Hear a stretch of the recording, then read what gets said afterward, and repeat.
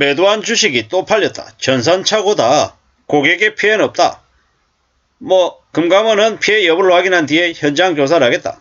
미래에셋은 전산 오류다. 주문 취소로 고객의 피해는 없다. 이렇게 얘기하고 있습니다. 이게 무슨 일일까요? 매도한 주택이 어떻게 또 팔리는 걸까요? 미래에셋에서는 무슨 일을 한 걸까요? 금융당국의 조사가 불가피하다 이러는데 참 어처구니 없는 얘기죠. 매도가 이미 이루어진 주식을 136건 약 7억 원어치를 신용거래 계좌를 통해 다시 매도한 걸로 확인이 되었답니다. 이것 때문에 현재 여러 건의 민원이 접수되어 있다고 하는데 좀 막장이죠, 막장. 이걸 뭐라고 보면 맞을까요? 뭐라고 보면 결국에는 부정한 모습들이 있다라는 겁니다. 앞으로 절대로 주식 관련해서 믿어서는 안 되겠습니다. 못 믿을 정권거래 시스템이라고 얘기하죠. 막장입니다, 막장. 유령 주식 파문이 언제부터 있었습니까? 아까 미래에셋이었죠. 여기는 유진투자증권입니다. 이런 일들이 2018년에 있었고 2022년에 있었고 그전에도 있었고 계속 있어 왔다라는 겁니다. 2013년에 또 뭡니까? 나도 모르게 주식이 팔렸다. 어처구니가 없죠. 어처구니가 없어. 이러한 일들이 계속 있어 왔습니다. 이걸 뭐라고 봐야 되겠습니까? 사기꾼들이 계속 넘쳐난다라는 겁니다. 사기꾼들이. 참 슬픈 게 예전에 그 청담동 주식 부자라고 하는 이희, 갑자기 이름이 생각이 안 나는데요. 그놈이 있었습니다. 3년 6개월 받았습니다. 3년 6개월. 그가 출소한 이후에 뉴스도 제대로 안 나오죠. 사기당하는 사람은 많아도 불법으로 돈 번 사람만 승자되는 세상입니다. 무슨 짓을 해도 돈만 많으면 된다고 사람들이 믿고 있습니다. 사기 쳐먹고 뒤통수 쳐도 괜찮다고 얘기하는 거죠. 기득권들이 더 대범하게 사기를 칩니다. 사기친 놈들이 더 큰 소리 칩니다. 돈을 엄청나게 벌어 무서운 게 없습니다. 위법을 돈으로 막겠다고 얘기합니다. 사기꾼들이 피해자들을 대상으로 협박하고 죗값을 다 치렀다고 숨겨놓은 돈으로 평생 먹고 살려고 합니다. 돈이 법을 이기는 세상입니다. 슬프죠. 사법부가 어찌 이렇게 적폐짓을 하나 싶습니다. 그렇게 사기꾼들을 대한민국의 법이 만들고 있는 것 같습니다. 자전거래, 집값 담화, 그리고 부동산, 주식, 허위거래 이런 것들이 너무 많은 것 같습니다.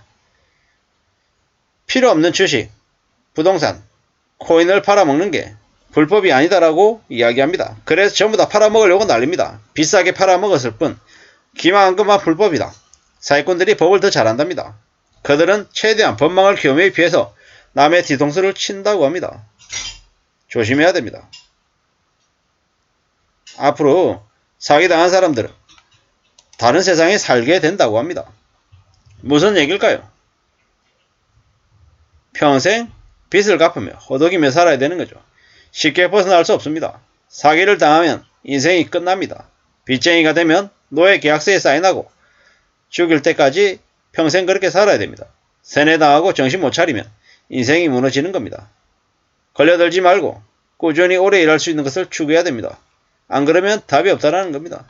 지금은 너무 무서운 시기입니다.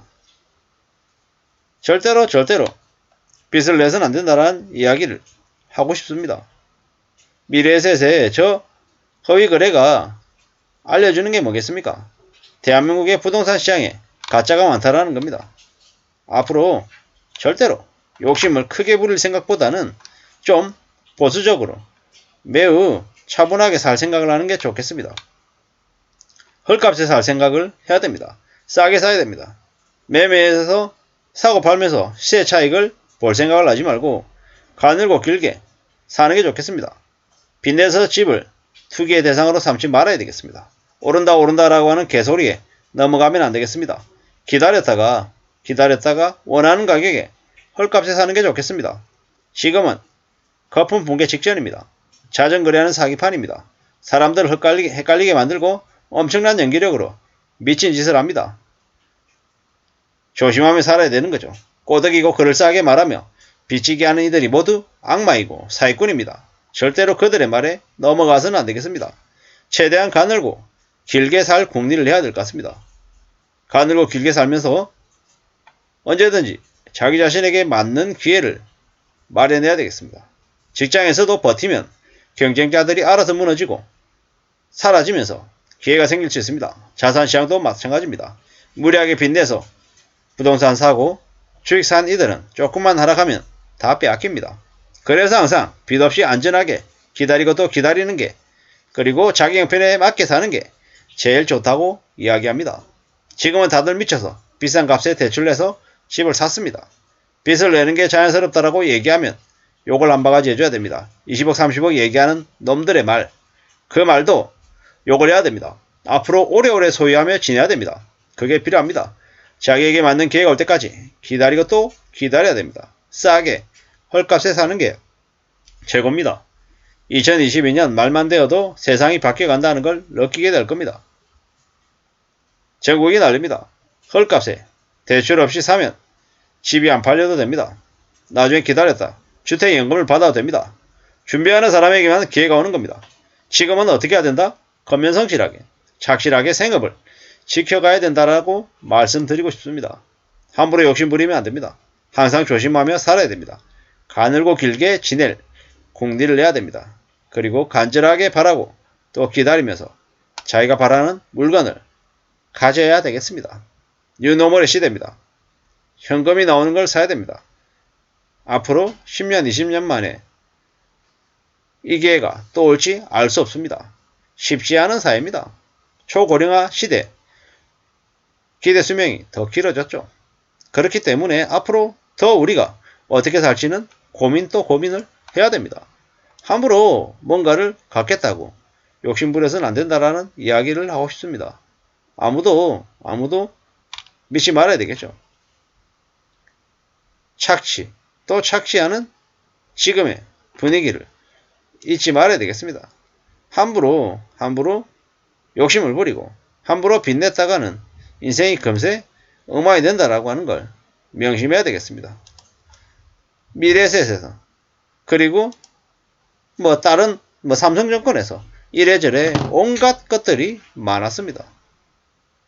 나라가 썩었고 그리고 회사가 엉망이 되었습니다. 함부로 쉽게 뭔가를 할 생각을 안 하는 게 좋겠다라는 겁니다. 유령주식 매도가 발생했다. 이러한 일들이 너무 많다 보니까 그냥 그런가 보다 이렇게 생각하는 거죠. 반복되는 사고가 왜 있냐? 사실상 정권사들이 자전거래하고 허위거래를 주도하고 있다고 보면 맞지 않겠습니까? 아무쪼록 함부로 쉽게 돈 벌겠다는 생각을 하지 않고 조심해야 될 것 같습니다. 이상입니다.